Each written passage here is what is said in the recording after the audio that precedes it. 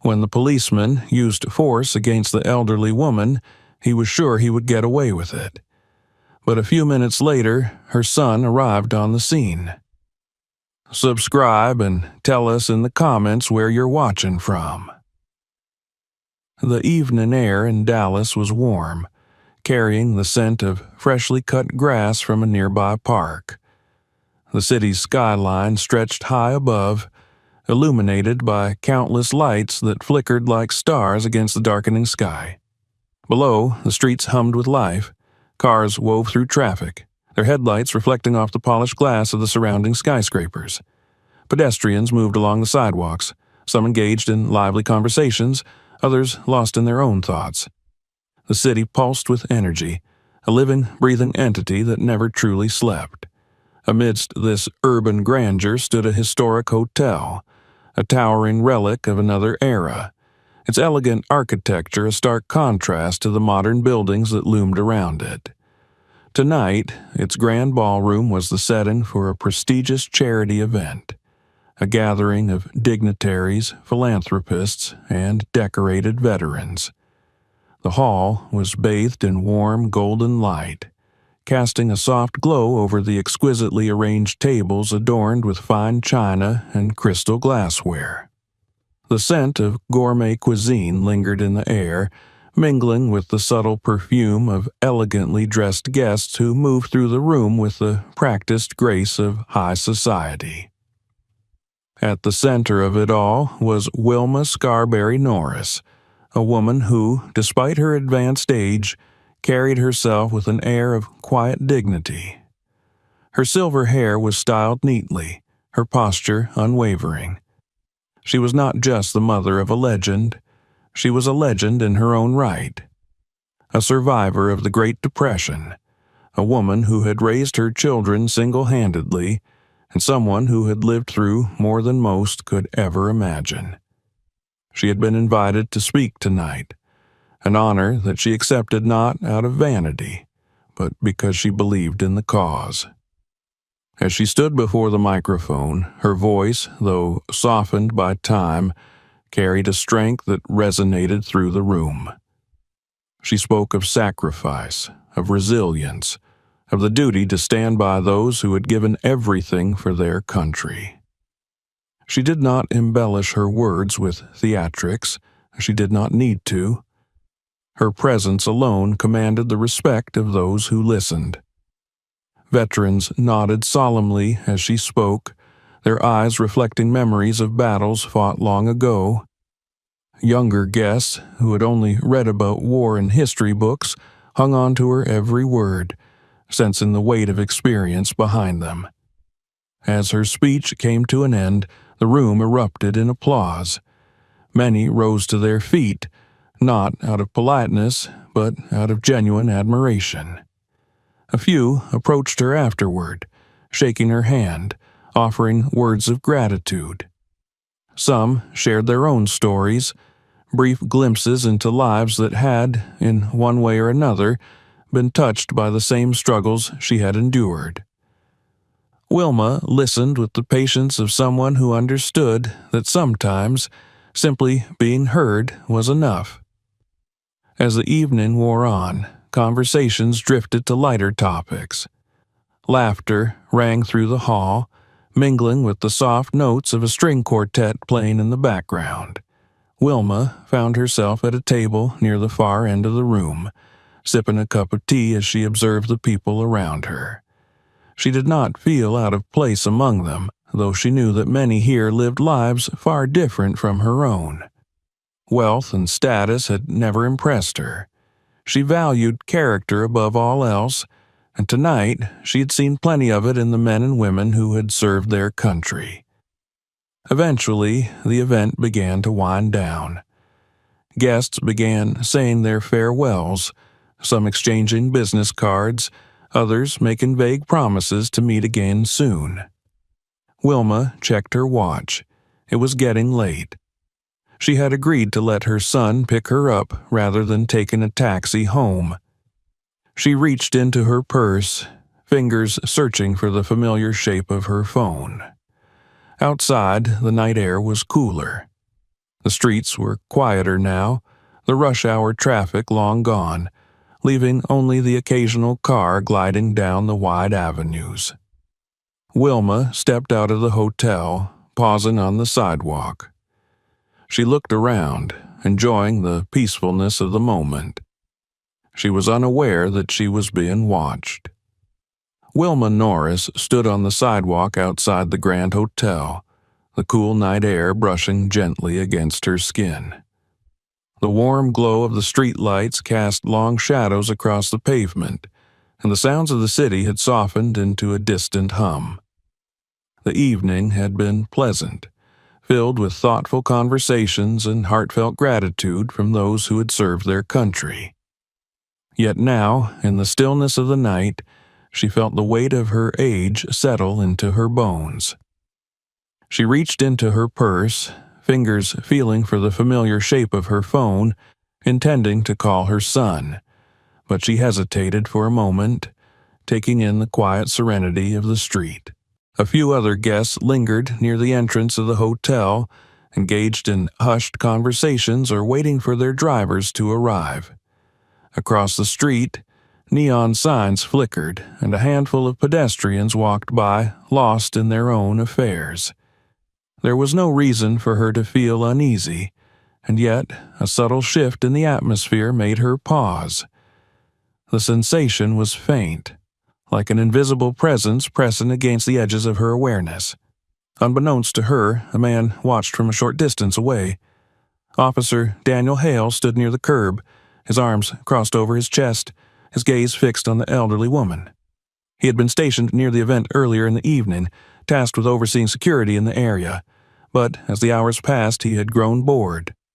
The charity event had drawn the usual crowd of socialites and dignitaries, people who lived in a world far removed from the realities of the streets. He had no patience for their empty gestures, their carefully curated displays of generosity. In his mind, these events were nothing more than an excuse for the wealthy to pat themselves on the back, while the real work of law enforcement fell to men like him.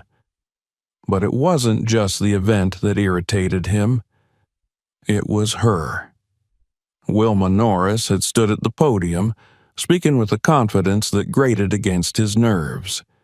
He had listened to her words, her stories of hardship and perseverance, and all he had heard was another self-righteous lecture. He had seen her type before, people who clung to their past like a badge of honor, expecting the world to bow in deference. She had been praised, applauded, treated like a hero, and now, as she stood alone on the sidewalk, she seemed oblivious to the fact that the world owed her nothing. Hale took a slow breath, his jaw tightening as he made his decision. He stepped forward, his boots making a deliberate sound against the pavement. The few remaining hotel guests paid him no attention as he approached the elderly woman, his expression unreadable. Wilma, still searching for her phone, did not notice him until he was only a few steps away. "Ma'am," he said, his tone flat, his voice carrying the forced politeness of authority. Wilma looked up, her clear blue eyes meeting his gaze. There was no fear in them, only mild curiosity. She had encountered enough law enforcement officers in her lifetime to recognize the type: rigid posture, an air of self-importance, a barely concealed need to assert control. "Something I can help you with, officer?" she asked, her voice steady. Hale studied her for a moment, weighing his words. He could feel the weight of his badge against his chest, a reminder of the power he held in this moment.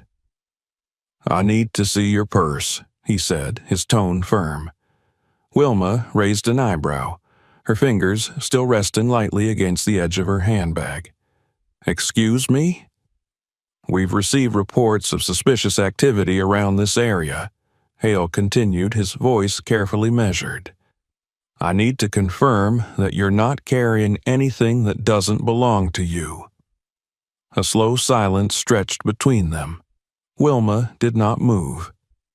Her expression did not change. There was no report, no complaint, no justification beyond Hale's own sense of superiority, his own simmering resentment toward the world and those he deemed undeserving of respect.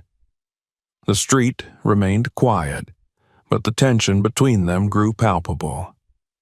A few feet away, a couple of hotel guests glanced in their direction, though none lingered long enough to intervene.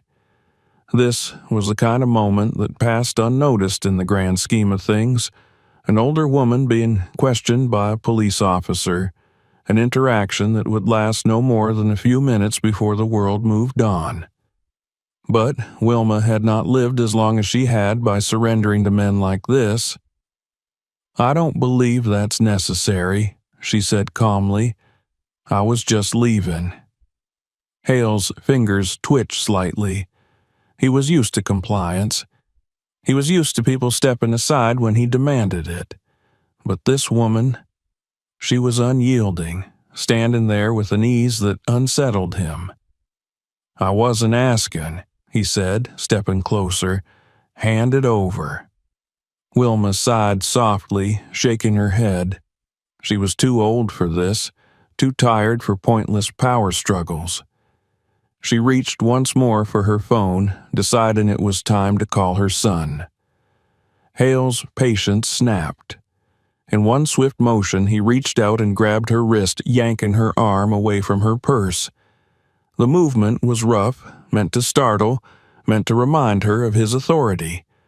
Wilma stumbled slightly, but did not fall. The pain in her wrist was sharp, but she did not cry out. The murmurs from the hotel guests grew louder. A few more people stopped, their eyes flickering with concern. Someone reached for their phone, but no one intervened. Wilma straightened herself, lifting her chin as she met Hale's gaze once more. "You need to step back," she said, her voice now firm. Hale smirked. The old woman still thought she had a say in this. "Not until I get what I need," he said. Then, without warning, he shoved her. The force of it sent Wilma stumbling backward. Her heel caught on the edge of the curb and she fell. It wasn't a dramatic collapse, no flailing arms or desperate cries. It was quiet, sudden. The impact of her body against the pavement sent a sharp jolt through her, pain flaring in her hip and shoulder. The street fell into stunned silence. For a long moment, no one moved. The few remaining witnesses were frozen in place, unsure of what they had just seen. Hale took a slow step forward, towering over her. He had expected resistance, perhaps an argument, but he had not expected her to fall so easily. For a fleeting moment, he considered offering a hand, pretending as if it had been an accident. But then he saw the way she looked at him, calm, unafraid, as if she had already seen the end of this story before it had even begun. Something cold settled in his stomach. Then the sound of tires screeching against asphalt shattered the silence. Hale's head snapped up just as a large black pickup truck came to a sudden stop a few feet away. The door swung open. The man who stepped out moved with purpose, his stride deliberate, his body coiled with tension.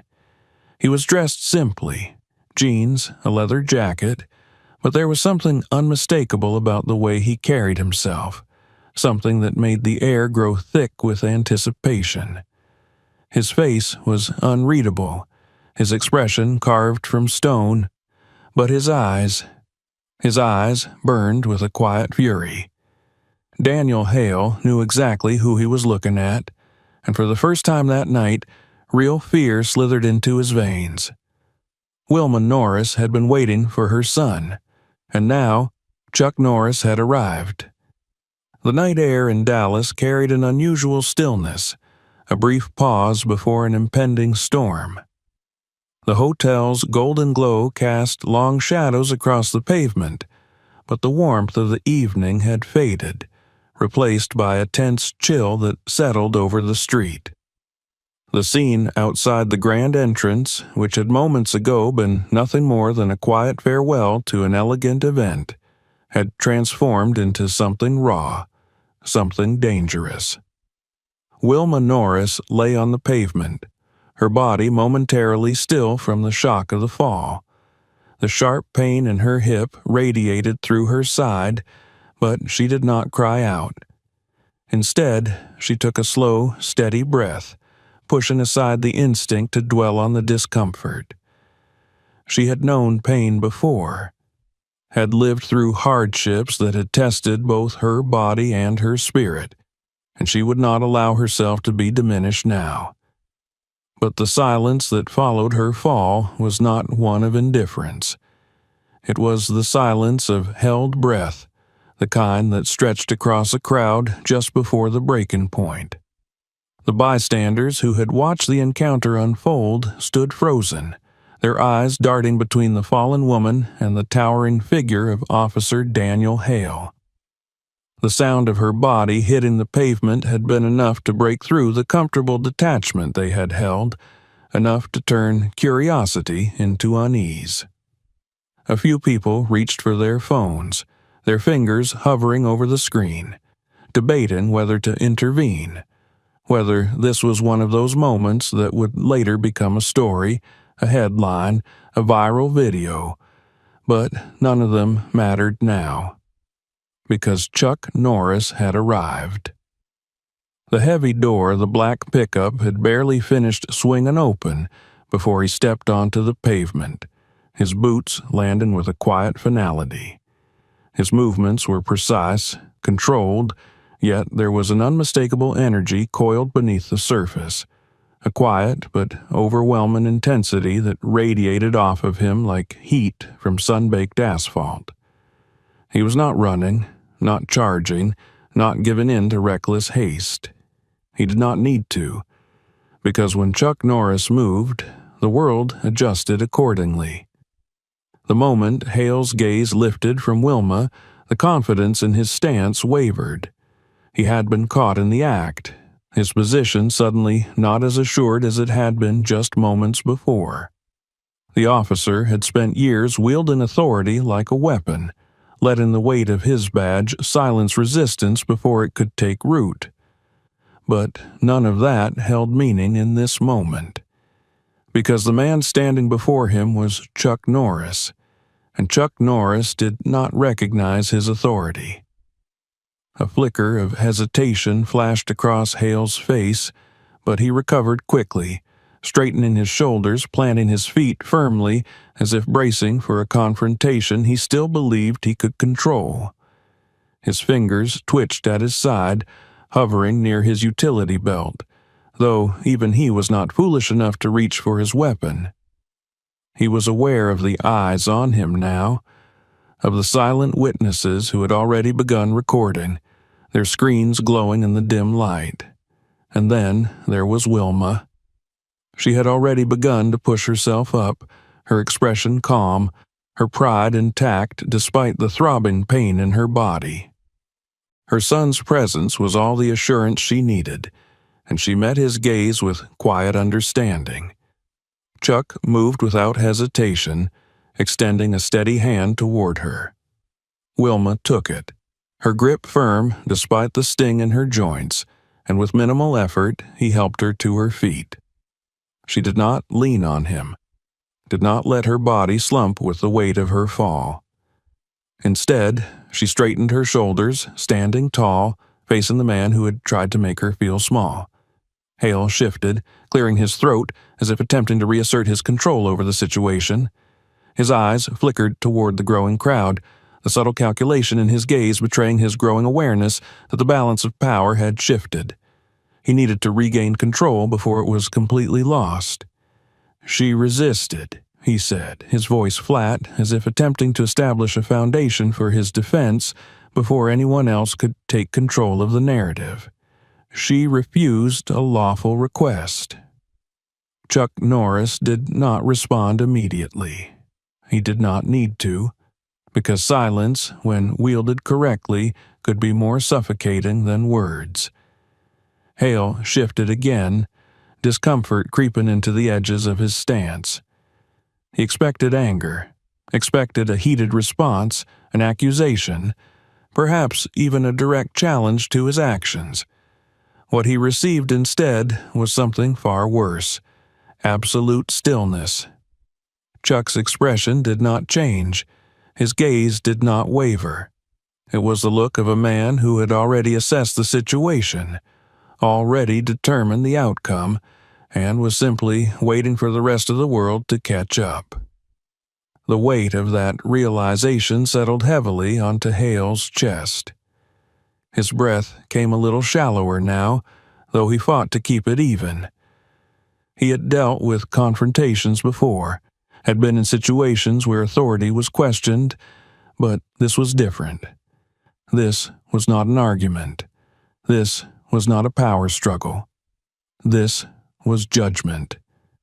And he was on the receiving end of it.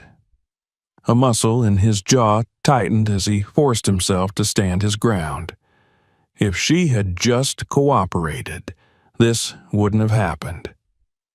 The words barely left his mouth before the shift in the air became undeniable.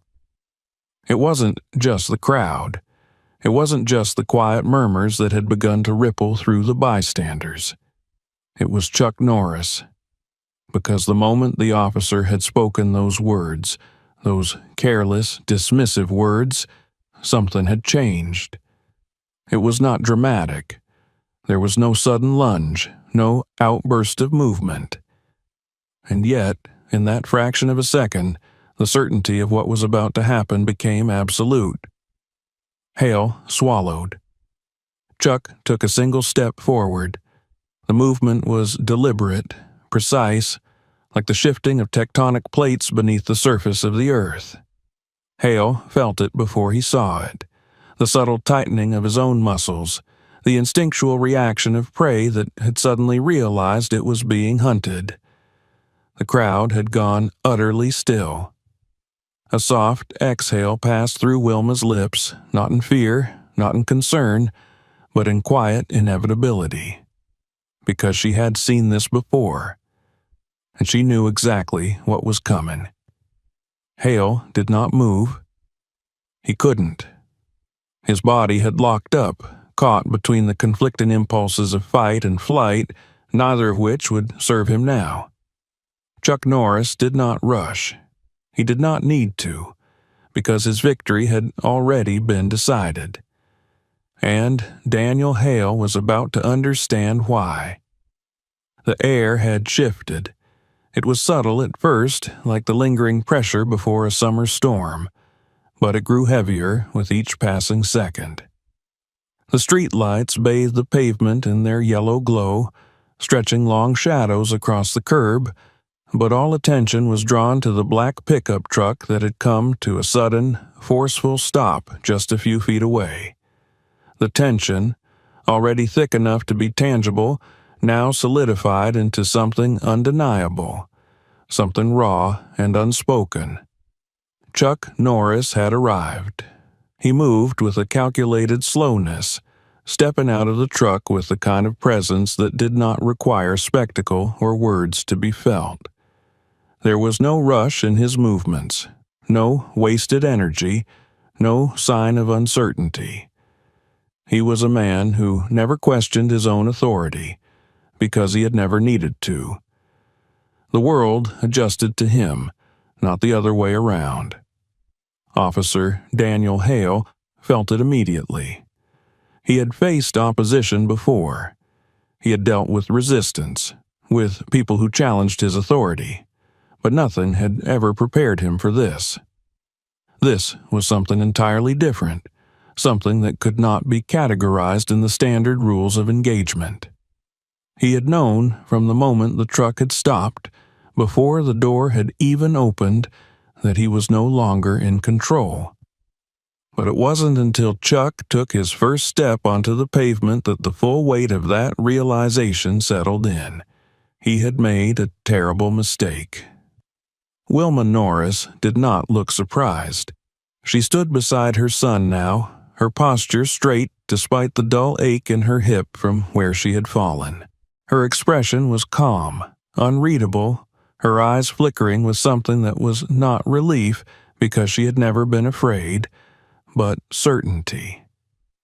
She had expected this outcome the moment Hale had laid a hand on her. She had known, without a shadow of a doubt, that Chuck would come, and now that he had, there was nothing left to do but watch. The street, though not completely deserted, had become a frozen tableau. The handful of onlookers, some still holding their phones, stood in complete stillness, their eyes darting between the figures now standing face to face. The silence that had stretched through the moment before Chuck's arrival had now thickened, becoming something impossibly dense, suffocating. Chuck Norris did not speak right away. He didn't need to.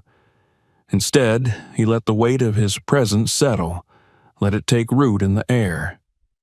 His eyes, blue and sharp as a blade against the dim light of the street, locked onto Hale with a steady intensity that did not waver. There was no anger in his expression, no fury or outward hostility. But that was precisely what made it so terrifying. Hale's pulse quickened despite himself.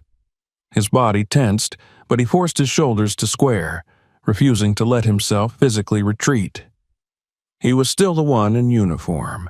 He was still the one with the badge, the authority.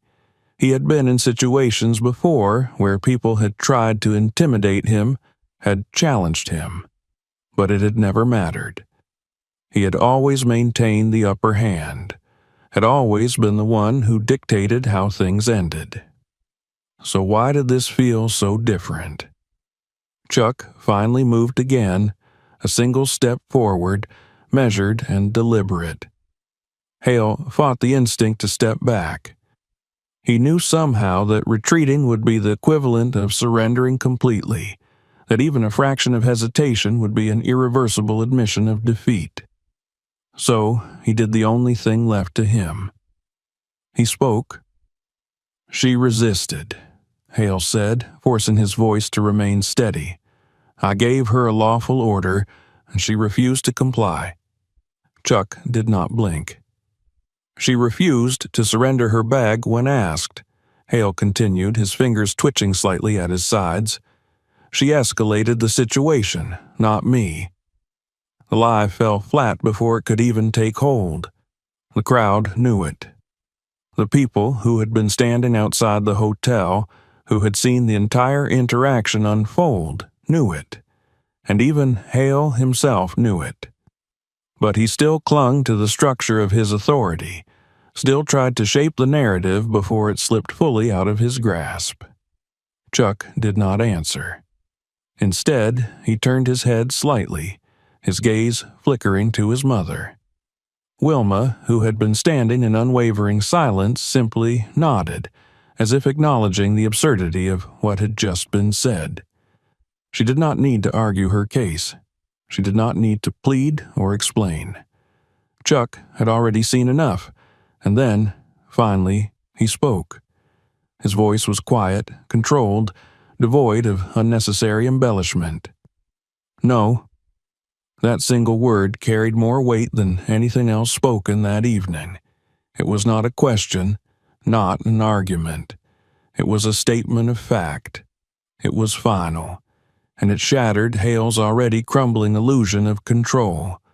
For a moment, the officer simply stood there, frozen in place, his body betraying the tension that had settled deep into his muscles. His mind raced, calculating, attempting to find some way to reassert his position, to wrest back even a fraction of the power he had lost. He came to a decision in an instant. He reached for his baton. It was a reflex, a desperate grasp for authority, a conditioned response to a challenge he did not know how to meet. But even as his fingers curled around the handle at his belt, even before he could pull it free, the movement was already a mistake, because Chuck Norris was faster. The moment the officer moved, Chuck shifted. There was no hesitation, no wasted motion. He did not need to wait to see what Hale intended, because he already knew. He had spent a lifetime reading the language of conflict, of violence, and he recognized the moment before it happened. and so he struck. His hand shot forward, catching Hale's wrist with a precision that was almost surgical. The force of the impact sent a sharp jolt through the officer's arm, his grip instantly loosening on the baton before it could even be fully drawn. In the same motion, Chuck stepped in, pivoting his body with a speed that defied his age, and with a controlled but undeniable force, he twisted. Hale barely had time to register what was happening before his body followed the motion, his balance completely ripped from beneath him. His feet left the ground for a fraction of a second before he slammed into the pavement with a force that sent a dull crack echoing through the street. His breath left him in a strangled gasp, the wind knocked fully from his lungs. The baton clattered uselessly beside him. The crowd did not cheer. They did not shout. They simply watched, transfixed, as the scene unfolded before them as a man who had, moments ago, held complete authority over this street, now lay sprawled on the pavement beneath Chuck Norris. And Chuck had not even broken a sweat. For a long moment, Hale did not move. His chest heaved as he fought to pull air back into his lungs, his entire body momentarily stunned by the sheer speed and efficiency of the takedown. He had been overpowered before, had even been caught off guard in the past, but nothing had ever felt like this.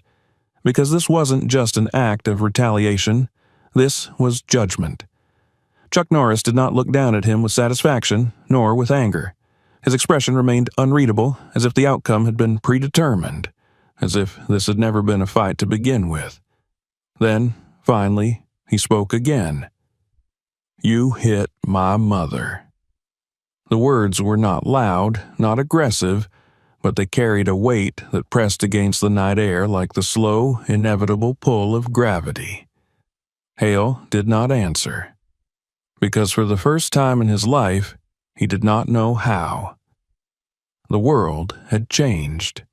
It was not in any visible way, not in the way the streetlights flickered or the city hummed with life in the distance, but something in the very air itself had shifted.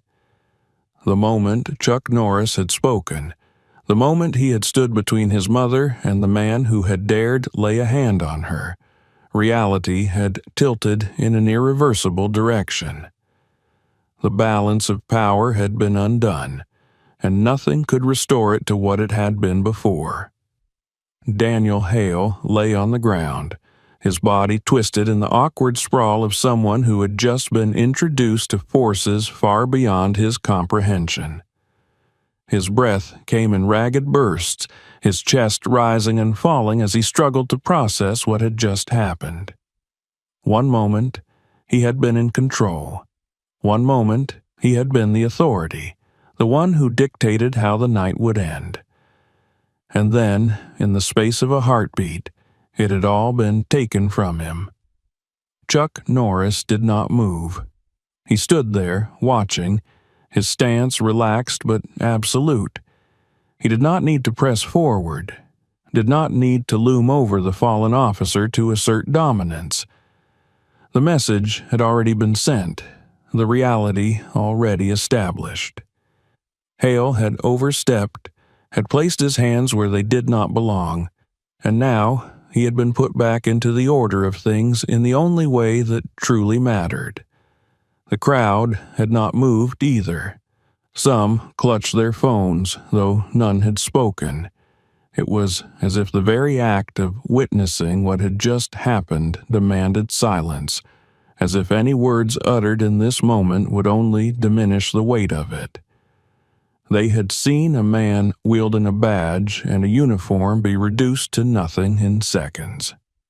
They had seen justice handed out not through paperwork and bureaucracy, but through something primal, something that transcended rules written on paper. Wilma Norris watched as well. There was no surprise in her expression, no shock or disbelief. She had known what would happen the moment she had seen her son step out of that truck. She had known, just as surely as she had known the feel of Texas soil beneath her feet as a child, that this was an inevitability. Chuck did not tolerate injustice, did not look the other way when those who were meant to serve instead used their power to harm. He had always been this way. And now Daniel Hale was learning that lesson in the only way it could be taught. Hale groaned, his fingers twitching against the pavement as he attempted to push himself upright. Pain radiated through his arm where Chuck had gripped him, and humiliation burned in his gut with an intensity that nearly outmatched the physical ache. He had never been handled like this before, never been put down so efficiently, so effortlessly. He gritted his teeth, forcing his body to cooperate, forcing himself to rise despite the silent eyes upon him. Chuck still had not moved. Hale's pulse thundered in his ears. He should have been angry, should have felt the rush of fury that came with being challenged, with being put in his place. But all he felt was fear. It was unfamiliar, unwelcome, but undeniable. It clung to him, wrapped around his spine and coiled in his stomach, whispering the truth that his pride refused to acknowledge. He was outmatched, completely, utterly, irrevocably. Chuck took a slow step forward. It was not an aggressive motion, not a lunge or an attack, but it sent a tremor through Hale's entire body nonetheless. His feet instinctively shifted backward, his weight redistributing as though his very muscles had betrayed him, recognizing the danger before his mind could catch up. But there was no escaping this now. "You hit my mother," Chuck said again, and this time it was not just a statement. It was a verdict. Hale swallowed, his throat dry, his pulse hammering. He could not afford to show weakness, could not afford to let this man think he had been defeated. His entire life had been built on the foundation of control, of enforcing authority with his presence alone. He had stood in front of criminals, had dealt with men who thought themselves tough, and he had never backed down. But Chuck Norris was not like those men. There was no bravado in his stance, no arrogance in his expression. He did not carry himself like a man who needed to prove his strength, because his strength was self-evident. He did not threaten, because threats were only necessary when doubt existed, and there was no doubt here, only certainty. Hale opened his mouth, forcing words to come, forcing himself to salvage whatever shreds of dignity he had left. "She resisted," he said, and even as the words left his mouth, he knew they were worthless. Chuck took another step. Hale's hands twitched, instinctively moving toward his belt, toward the tools that had always served as his crutch, his assurance that he would always have the upper hand. The baton, the cuffs, the weight of the badge. None of it meant anything now. Chuck's eyes flickered downward, just briefly, as if noting the movement before returning to Hale's face. He did not need to say anything. The silence that followed was worse than any words could have been. Hale clenched his jaw. He could not stand there and let this happen, could not allow himself to be reduced to nothing in front of the very people he was supposed to control. His fingers tightened, his muscles tensed, and then, before he could even think to act, Chuck moved. It was fast, too fast. Hale barely registered the shift before pain exploded through his chest. It was not just a punch. It was a force of nature, a strike that carried the weight of years of discipline, of power honed into something far beyond simple violence. The impact sent him staggering back, breath vanishing from his lungs as his spine crashed against the hood of his own patrol car. The metal groaned beneath the force. The world tilted, his vision blurring at the edges. He tried to focus, tried to regain some semblance of control, but the pain in his ribs told him all he needed to know. He had lost. Chuck did not press forward this time. He did not need to. The fight, if it had ever truly been a fight, was already over. Hale coughed, struggling to push himself upright, struggling to comprehend how everything had unraveled so quickly. His hands fumbled uselessly at his sides, and then he felt it. His cuffs. The ones meant for those he deemed criminals. The ones he had always used as a final declaration of power. Chuck saw it. For the first time that night, amusement flickered in his eyes. Not mockery, not arrogance. Just something cold and knowing. "You want to arrest someone?" Chuck said, his voice quiet but sharp as a blade. Hale's fingers trembled. He could not move. And then the sirens came. The distant wail of approaching police units shattered the heavy silence, red and blue lights cutting through the darkness. The crowd stirred, their whispered voices rising as more officers arrived, their vehicles screeching to a stop. Doors flew open, uniforms stepping onto the pavement, hands instinctively hovering near their weapons as they took in the scene before them. And at the center of it all, Chuck Norris stood unmoved. Hale sagged against his patrol car, his body screaming in protest. But the worst part was not the pain. It was the knowledge that even with the arrival of reinforcements, even with the badge still pinned to his chest, nothing would change the truth of what had just happened. He had lost, and now there was nothing left but the consequences. The red and blue lights cut through the darkness, flickering against the polished glass of the hotel's facade, casting warped reflections across the pavement. The wail of sirens filled the air, their echoes stretching through the streets of Dallas, announcing the arrival of law and order in a city where, just moments ago, order had already been delivered, not by a badge, not by bureaucracy, but by the sheer force of will of one man. Chuck Norris had not moved. He stood as he had stood before, feet planted, arms relaxed at his sides, his expression unwavering. There was no fear in his stance, no concern as the doors of police vehicles swung open and officers spilled onto the street, their hands instinctively hovering near their belts, their eyes scanning the scene with the rapid calculation of men trained to assess threats. But there was no immediate action, no shouting, no weapons drawn, because even they, arriving late to the story that had already been told, could feel it. The atmosphere was thick with it, with something beyond words, beyond the procedural steps they had been taught to follow. They saw Daniel Hale slumped against the hood of his own patrol car, his breath coming in shallow, pained gasps, one hand clutching his ribs as if that alone could mend what had been broken. They saw the bystanders, frozen in uneasy silence, their phones still lifted, capturing every frame, documenting what no amount of damage control could erase. And then, finally, they saw him. Chuck Norris. The name was not one they had expected to encounter tonight, but it was a name every man in uniform recognized. A name that carried with it a weight that transcended fame, that carried an unspoken understanding of what it meant to stand in his presence. Some of them had trained under his philosophy, had grown up watching him embody the very discipline they had sworn to uphold. Some had whispered his name in jest, in the tall tales and exaggerated myths that surrounded his legend, but no one joked now, because this was no myth. This was reality. One of the officers, a sergeant by the markings on his uniform, stepped forward.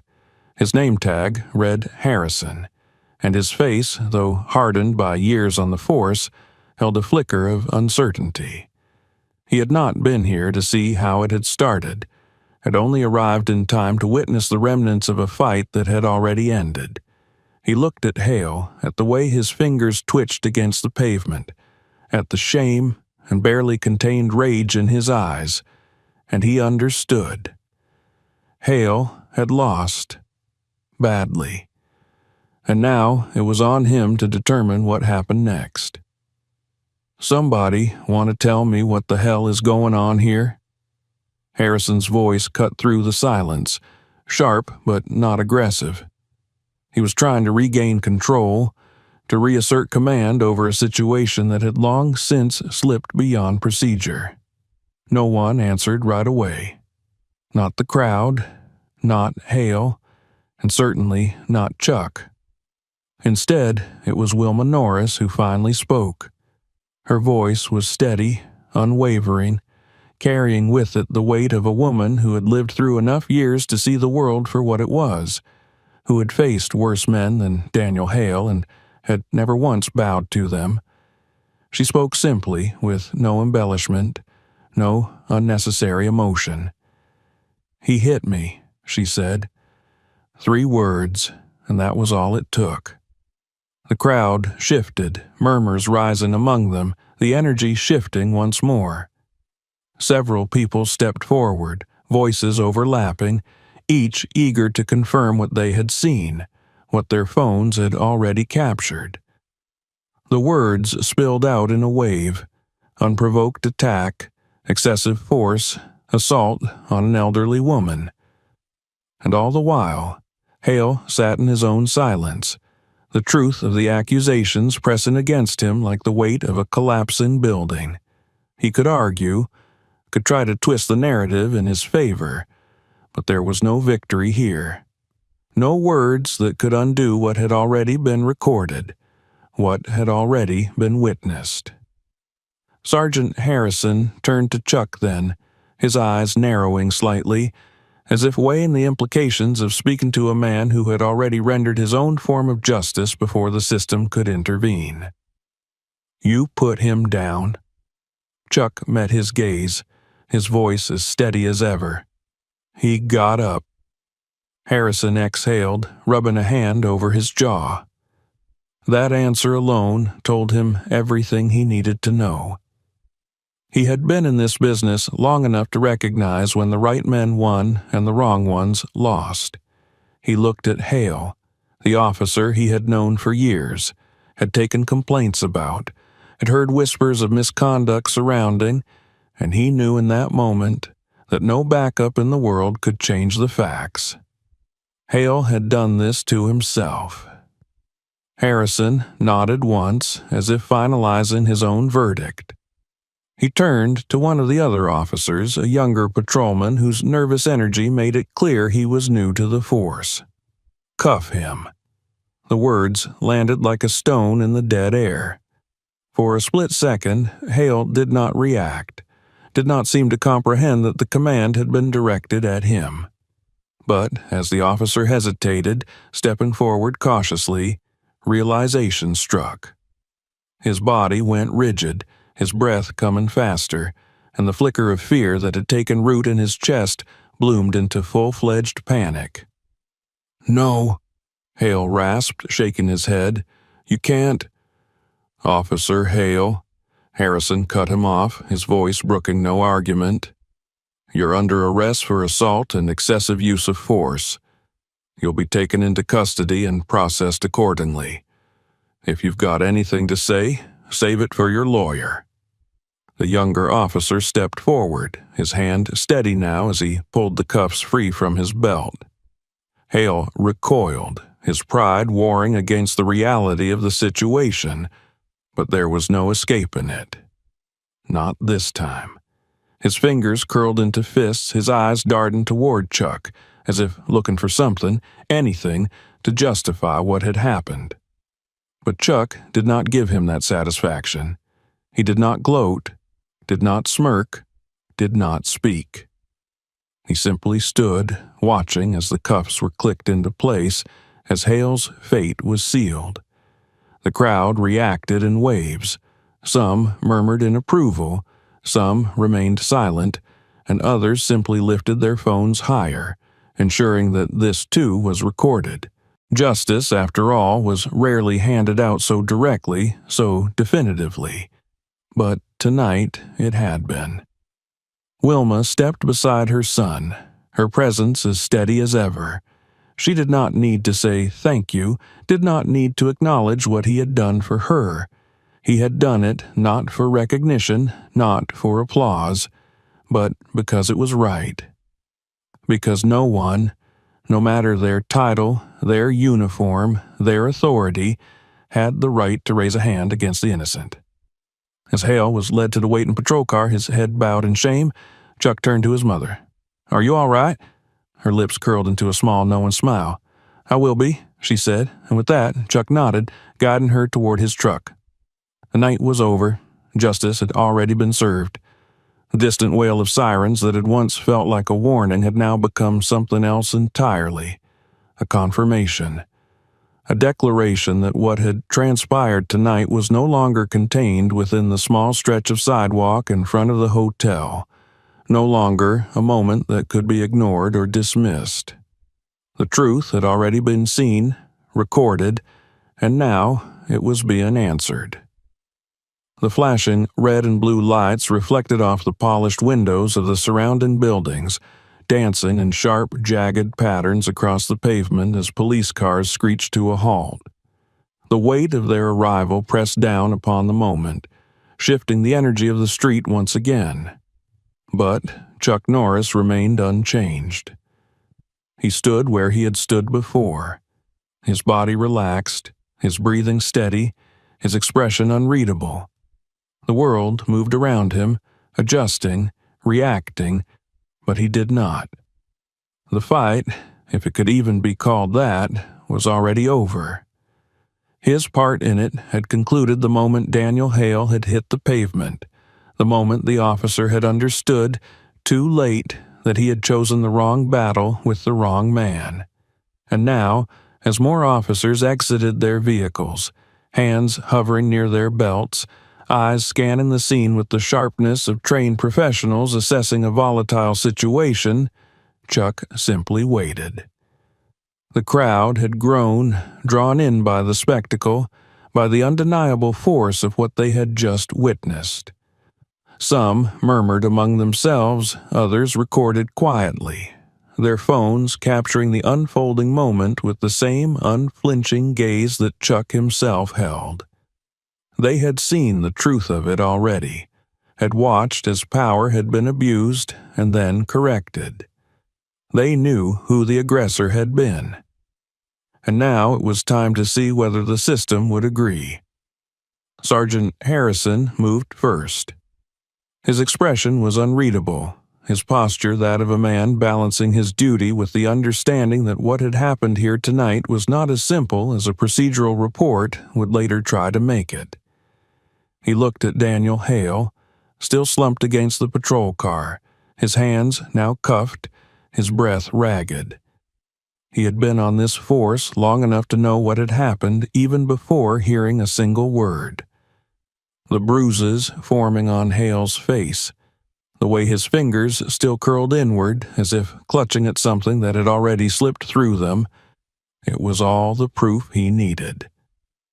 Harrison exhaled through his nose, glancing toward the onlookers.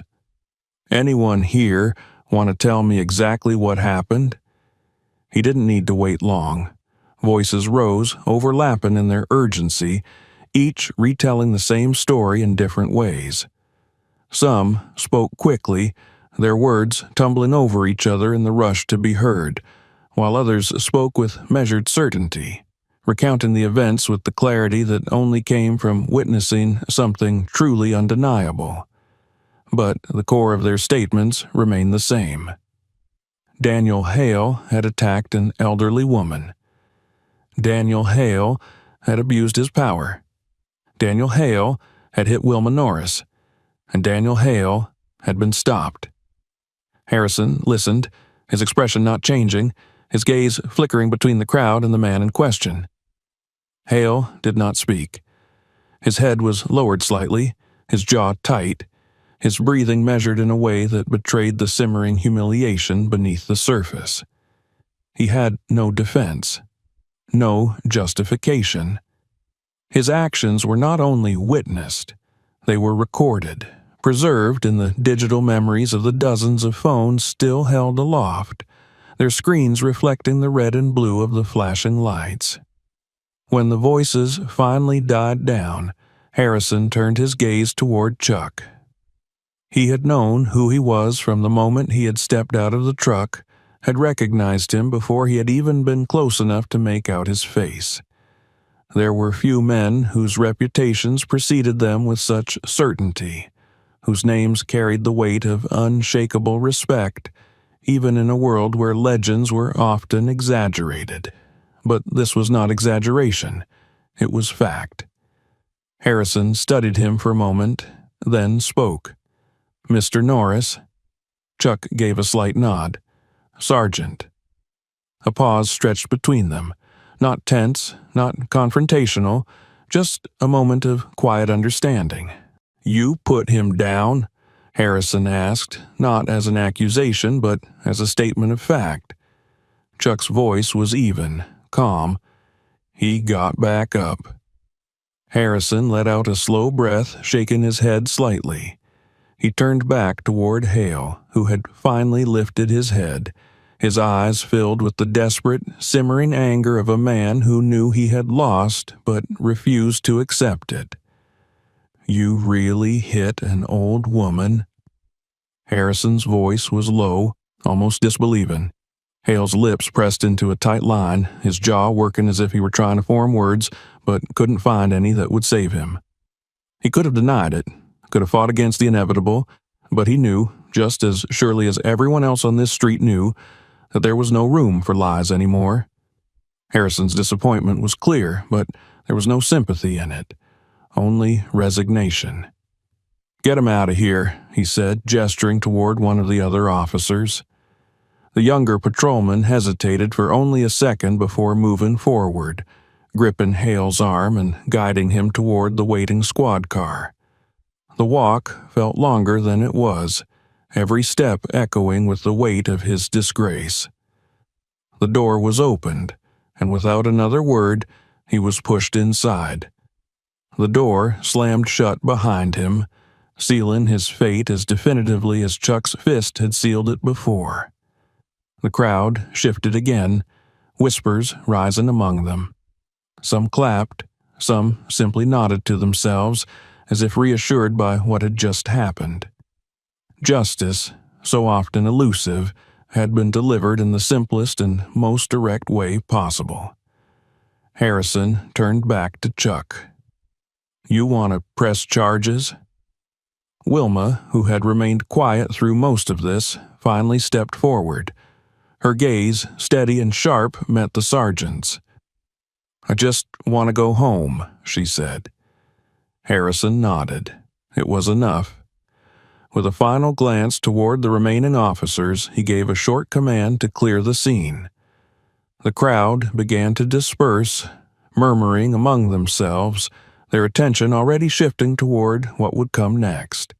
Some still watched Chuck as he moved, as he placed a careful hand on his mother's shoulder and guided her toward the waiting truck. The night was over, but the story would live on. As Chuck opened the passenger door, helping Wilma into her seat with the same gentle care that had always defined his strength, a voice called out from the remaining crowd, "Mr. Norris." He turned, his expression unreadable. A young woman, no older than 20, stood near the curb, her phone still in hand, but now lowered. There was awe in her gaze, admiration, but not just for what he had done. "For your mother," she said. Wilma smiled softly, a flicker of something warm passing through her features. Chuck said nothing. He simply gave a slight nod before stepping into the driver's seat. The engine roared to life, the low, steady growl of a machine as dependable as the man who drove it. As the truck pulled away from the curb, the street remained behind, forever changed by what had transpired. The echoes of the fight, of the fall, of the justice delivered without hesitation, would linger here long after the headlights disappeared into the Dallas night.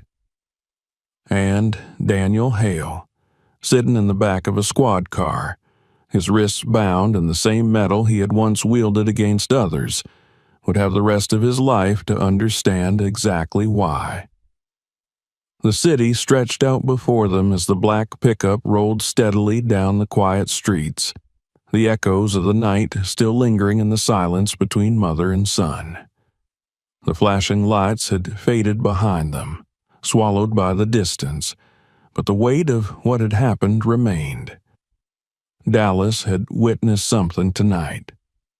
It had seen justice delivered not in a courtroom, not through drawn-out proceedings and legal maneuvering, but in the most direct, unshakable way possible. The story would spread, whispered between bystanders, captured in videos that would find their way onto the screens of millions. But inside the truck, none of that mattered. Chuck Norris drove with the same calm control he had displayed throughout the night, his hands steady on the wheel, his expression unreadable. He had always been a man of action, a man who did what needed to be done without hesitation, but that did not mean he did so without thought. The adrenaline had long since settled, the immediate need for response had passed, and now, as the city lights flickered past the windows, there was only reflection. Wilma sat beside him, her back straight, her hands folded neatly in her lap. There was no sign of fear, no lingering distress in her posture. She had never been the kind of woman to cower in the face of adversity. Even now, after being knocked to the ground, after being forced to endure a moment of cruelty she had not deserved, she remained as she always had been, resilient, unwavering. The pain in her hip still throbbed dully, but it was nothing she had not endured before. Pain was an old companion. For a long time neither of them spoke. The truck rumbled beneath them, the quiet hum of the engine filling the space where words might have been. But Chuck knew his mother well enough to understand that silence did not mean uncertainty. She was not waiting for him to say something profound, not expecting him to offer words of reassurance. She did not need them. Still, after several minutes, he finally broke the quiet. "Are you sure you're all right?" Wilma turned her head slightly, studying him. The streetlights cast long shadows over his face, emphasizing the hard lines that time had etched into his features. He was not a young man anymore, though to most he seemed as invincible as he had always been. He was still Chuck Norris, the fighter, the warrior, the legend, but to her he was still just her son. She offered a small, knowing smile. "I've been through worse." Chuck exhaled slowly, his fingers flexing against the wheel. He had known she would say that, but it did not ease the slow burn of anger still simmering beneath his skin. He had been raised on the values of discipline and restraint, on the belief that strength was meant to protect, not to harm. And tonight he had been forced to watch as a man who had sworn an oath to uphold justice had instead used his power for cruelty. "You didn't have to do what you did," Wilma said after a moment, though there was no reproach in her voice. Chuck glanced at her, his jaw tightening slightly. "Yes, I did." Wilma nodded once, as if acknowledging something she had always known to be true. Chuck had never been the kind of man to stand by when others were wronged. It was not in his nature to watch injustice unfold and do nothing. And when it was his own mother who had been harmed, there had never been another outcome. "You didn't let him get away with it," she said simply. "That matters." Chuck said nothing. He didn't need to. They drove on, the city thinning as they left the heart of downtown behind. The buildings grew shorter, the lights less frequent. The road stretched long ahead of them, leading toward the quiet familiarity of home. Chuck had spent his life moving through the world, had fought on countless battlefields, both real and cinematic, had been many things to many people. But in the end, he always came back here. Wilma let her gaze drift toward the window, watching as the city gave way to quieter streets. What do you think will happen to him? She did not need to specify who she meant. Chuck kept his eyes on the road. He'll be processed, booked. He'll get his day in court like everyone else. Wilma hummed softly. And what if they let him off easy? Chuck's grip on the wheel tightened slightly, but his voice remained even. They won't. Wilma studied him again, taking in the certainty in his tone. She had seen many injustices in her lifetime, had watched men escape the consequences of their actions simply because they held the right title or wore the right uniform.